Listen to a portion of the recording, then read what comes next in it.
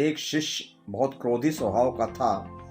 आश्रम में सभी को कुछ न कुछ अपशब्द कहता था। धीरे धीरे अन्य शिष्यों ने उससे दूरी बना ली, बात करना बंद कर दिया। लोग उस शिष्य का चेहरा देखना पसंद नहीं करते थे। धीरे धीरे जब लोगों ने दूरियां बना ली, बात करना बंद कर दिया, उस शिष्य को लगा कि मुझसे कोई बात नहीं करता है, तो वो अपने गुरुजी के पास गया और गुरुजी से बोला कि सभी लोग मुझसे बात नहीं करते हैं, सभी लोगों ने मेरे से दूरियां बना दी हैं, मुझे क्रोध आ जाता है, मैं कुछ न कुछ अपशब्द कह देता हूँ, इसलिए लोग मुझसे बात नहीं कर रहे हैं। गुरुजी बहुत शांत रहते थे, निर्मल स्वभाव के थे। शिष्य ने उनसे यह पूछा कि आप इतना शांत कैसे रह लेते हैं, आपका स्वभाव इतना निर्मल क्यों है? तो गुरुजी ने बोला कि मुझे अपना रहस्य तो नहीं पता, किंतु तुम्हारा रहस्य पता है। 7 दिनों के बाद तुम्हारी मृत्यु हो जाएगी। यह सुनकर शिष्य बहुत चिंतित हो गया और यह सुनने के बाद शिष्य जब आश्रम से गुरुजी से मिलने के बाद निकला तो उसका स्वभाव ही बदल गया।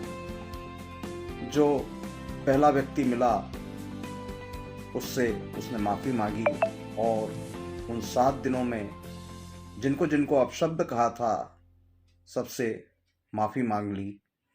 और 7 दिन के बाद वह गुरुजी के पास पहुंचा और गुरुजी से कहा कि मेरा अंतिम प्रणाम स्वीकार कीजिए, आपने भविष्यवाणी की थी 7 दिन पूरे हो गए हैं, अब मेरी मृत्यु निश्चित है।